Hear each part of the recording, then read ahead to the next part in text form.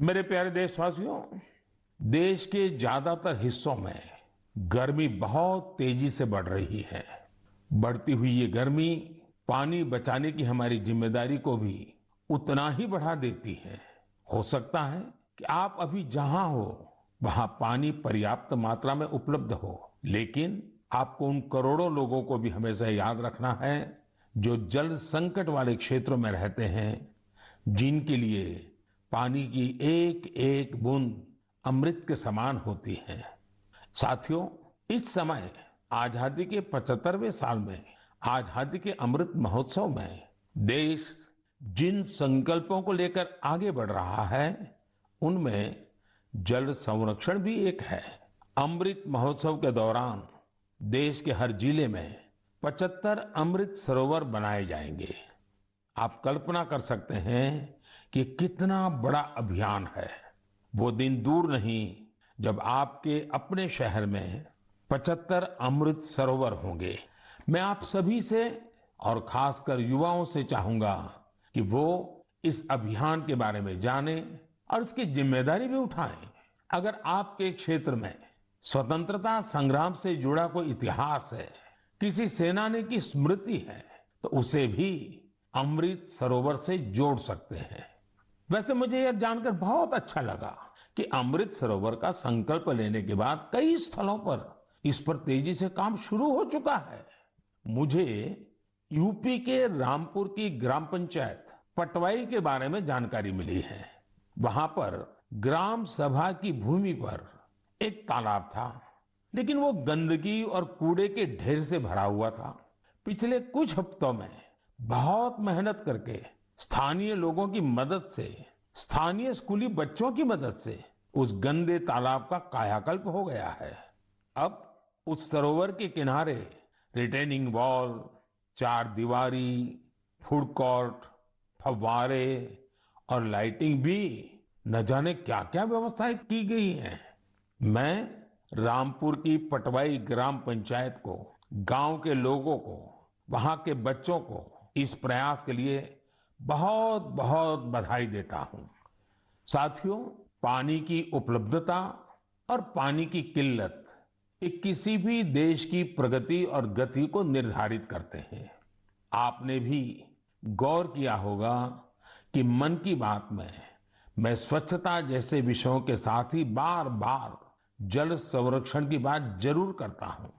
हमारे तो ग्रंथों में स्पष्ट रूप से कहा गया है, पानीयम परमम लोके जीवानाम जीवनम समृतम, अर्थात संसार में जल ही हर एक जीव के जीवन का आधार है और जल ही सबसे बड़ा संसाधन भी है। इसलिए तो हमारे पूर्वजों ने जल संरक्षण के लिए इतना जोर दिया। वेदों से लेकर पुराणों तक हर जगह पानी बचाने को, तालाब, सरोवर आदि बनवाने को मनुष्य का सामाजिक और आध्यात्मिक कर्तव्य बताया गया है। वाल्मीकि रामायण में जल स्रोतों को जोड़ने पर, जल संरक्षण पर विशेष जोर दिया गया है। इसी तरह इतिहास के स्टूडेंट जानते होंगे, सिंधु, सरस्वती और हड़प्पा सभ्यता के दौरान भी भारत में पानी को लेकर कितनी विकसित इंजीनियरिंग होती थी।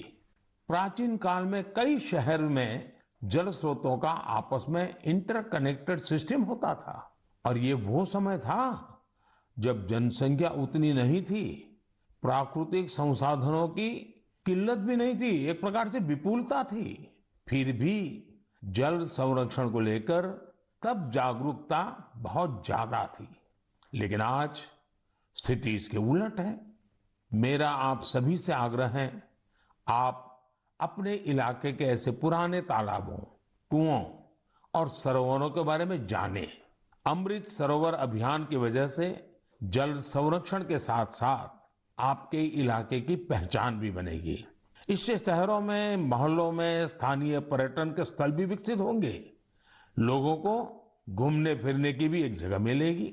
साथियों, जल से जुड़ा हर प्रयास हमारे कल से जुड़ा है। इसमें पूरे समाज की जिम्मेदारी होती है। इसके लिए सदियों से अलग अलग समाज, अलग अलग प्रयास लगातार करते आए हैं। जैसे कि कच्छ के रण की एक जनजाति मालधारी जल संरक्षण के लिए वृदास नाम का तरीका इस्तेमाल करती है। इसके तहत छोटे कुएं बनाए जाते हैं और उसके बचाव के लिए आसपास पेड़ पौधे लगाए जाते हैं।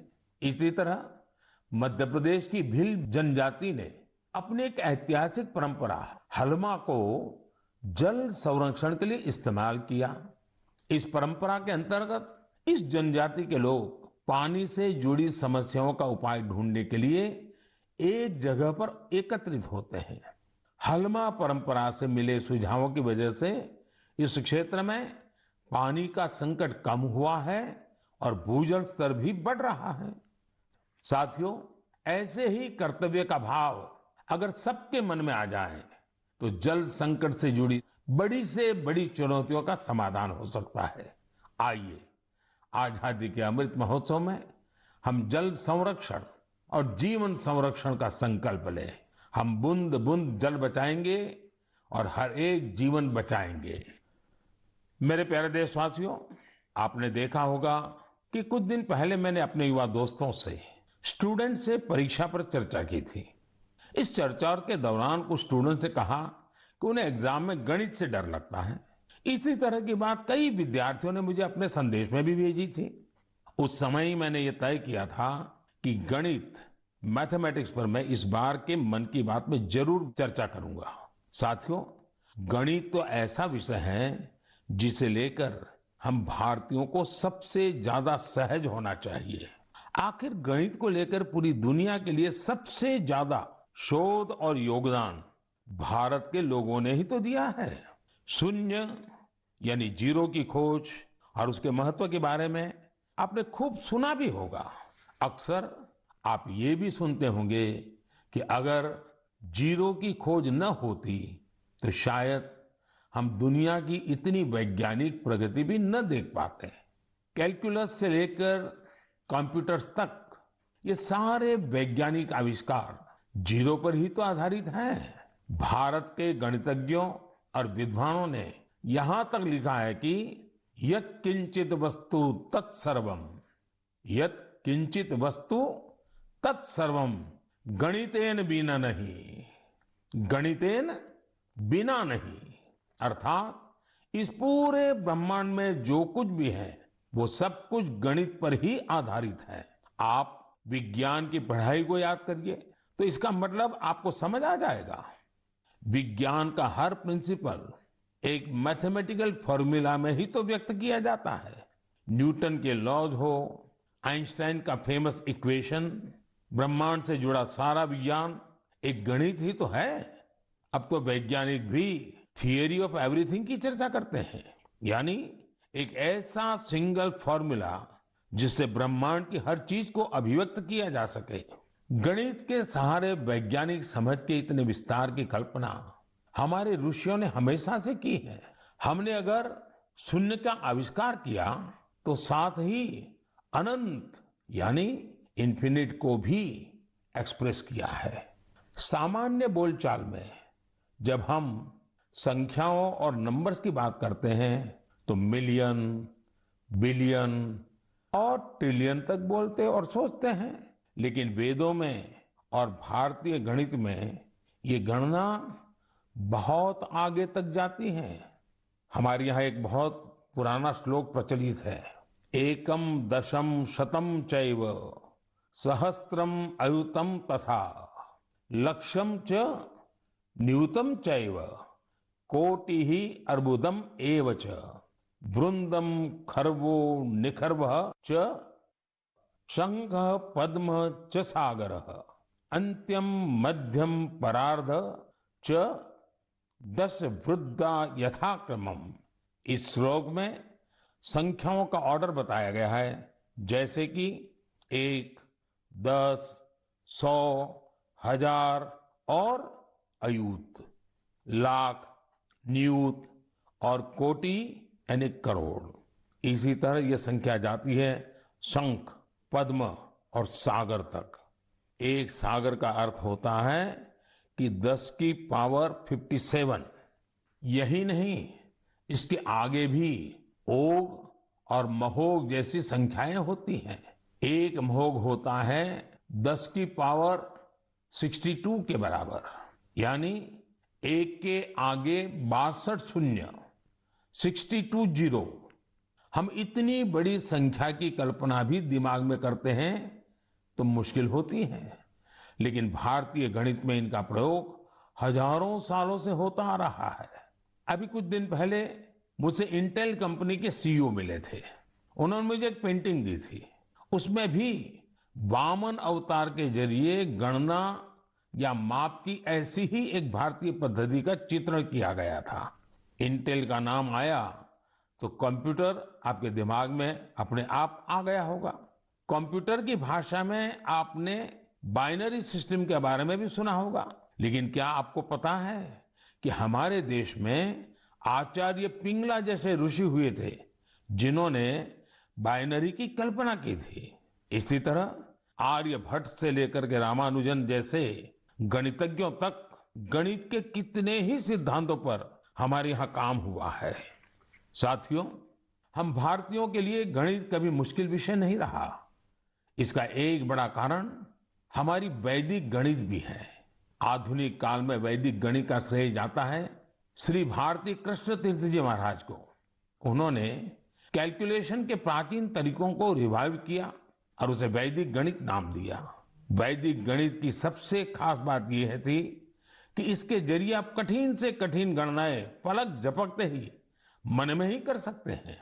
आजकल तो सोशल मीडिया पर वैदिक गणित सीखने और सिखाने वाले ऐसे कई युवाओं के वीडियोस भी आपने देखे होंगे। साथियों, आज मन की बात में वैदिक गणित सिखाने वाले एक ऐसे ही साथी हमारे साथ भी जुड़ रहे हैं। ये साथी हैं कोलकाता के गौरव टेकरीवाल जी, और वो पिछले 2-2.5 दशक से वैदिक मैथमेटिक इस मूवमेंट को बड़े समर्पित भाव से आगे बढ़ा रहे हैं। आइए उनसे ही कुछ बातें करते हैं। गौरव जी, नमस्ते। नमस्ते सर। मैंने सुना है कि आप वैदिक मैथ्स के लिए काफी रुचि रखते हैं, बहुत कुछ करते हैं। तो पहले तो मैं आपके विषय में कुछ जानना चाहूंगा और बाद में इस विषय में आपकी रुचि कैसे है, जरा मुझे बताइए। सर, मैं 20 साल पहले जब बिजनेस स्कूल के लिए अप्लाई कर रहा था तो उसकी कॉम्पिटिटिव एग्जाम होती थी, जिसका नाम है कैट। उसमें बहुत सारे गणित के सवाल आते थे जिसको कम समय में करना पड़ता था। तो मेरी माँ ने मुझे एक बुक लाकर दिया जिसका नाम था वैदिक गणित। स्वामी श्री भारती कृष्ण तीर्थ जी महाराज ने वो बुक लिखी थी और उसमें उन्होंने 16 सूत्र दिए थे जिसमें गणित बहुत ही सरल और बहुत ही तेज हो जाता था। जब मैंने वो पढ़ा तो मुझे बहुत प्रेरणा मिली और फिर मेरी रुचि जागृत हुई मैथमेटिक्स में। मुझे समझ में आया कि ये सब्जेक्ट जो भारत की देन है, जो हमारी धरोहर है, उसको विश्व के कोने कोने में पहुंचाया जा सकता है। तब से मैंने इसको एक मिशन बनाया कि वैदिक गणित को विश्व के कोने कोने में पहुंचाया जाए, क्योंकि गणित की डर सर हर जन को सताती है और वैदिक गणित से सरल और क्या हो सकता है। गौरव जी, कितने सालों से आप इसमें काम कर रहे हैं? मुझे आज हो गए करीबन 20 साल सर, मैं उसमें ही लगा हुआ हूँ। और अवेयरनेस के लिए क्या करते हैं, क्या क्या प्रयोग करते हैं, कैसे जाते हैं लोगों के पास? हम लोग स्कूल्स में जाते हैं, हम लोग ऑनलाइन शिक्षा देते हैं। हमारी संस्था का नाम है वैदिक मैथ्स फोरम इंडिया। उस संस्था के तहत हम लोग इंटरनेट के माध्यम से 24 घंटे वैदिक मैथ्स पढ़ाते हैं सर। गौरव जी, आप तो जानते हैं मैं लगातार बच्चों के साथ बातचीत करना पसंद भी करता हूं और मैं अवसर ढूंढता रहता हूं, और एग्जाम वॉरियर से तो मैं बिल्कुल एक प्रकार से मैंने उसको इंस्टीट्यूशनलाइज कर दिया है। और मेरा भी अनुभव है कि ज़्यादातर जब बच्चों से बात करता हूं तो गणित का नाम सुनते ही वो भाग जाते हैं। और तो मेरी कोशिश यही है कि ये बिना कारण जो एक हाव पैदा हुआ है उसको निकाला जाए, ये डर निकाला जाए। और छोटी छोटी टेक्निक जो परंपरा से है, क्योंकि भारत गणित के विषय में कोई नया नहीं है, शायद दुनिया में पुरातन परंपराओं में भारत के पास गणित की परंपरा रही है। तो एग्जाम वॉरियर को डर निकालना है तो आप क्या कहेंगे उनको? सर, ये तो सबसे ज्यादा उपयोगी है बच्चों के लिए। क्योंकि एग्जाम का जो डर होता है, जो हवा हो गया है हर घर में, एग्जाम के लिए बच्चे ट्यूशन लेते हैं, पेरेंट्स परेशान रहते हैं, टीचर्स भी बहुत परेशान होते हैं। तो वैदिक गणित से ये सब छू मंतर हो जाता है। इस साधारण गणित की अपेक्षा में वैदिक गणित 1500% तेज है, और इससे बच्चों में बहुत कॉन्फिडेंस आता है और दिमाग भी तेजी से चलता है। जैसे हम लोग वैदिक गणित के साथ योग भी इंट्रोड्यूस किए हैं, जिससे कि बच्चे अगर चाहे तो आंख बंद कर भी कैलकुलेशन कर सकते हैं वैदिक गणित पद्धति के द्वारा। वैसे ध्यान की जो परंपराएं हैं उसमें भी इस प्रकार से गणित करना वो भी ध्यान का एक प्राइमरी कोर्स भी होता है। Right sir. चलिए गौरव जी, बहुत अच्छा लगा मुझे, और आपने मिशन मोड में इस काम को उठाया है, और विशेष करके आपकी माताजी ने एक अच्छे गुरु के रूप में आपको इस रास्ते पर ले गई, और आज आप लाखों बच्चों को उस रास्ते पर ले जा रहे हैं। मेरी तरफ से आपको बहुत बहुत शुभकामनाएं।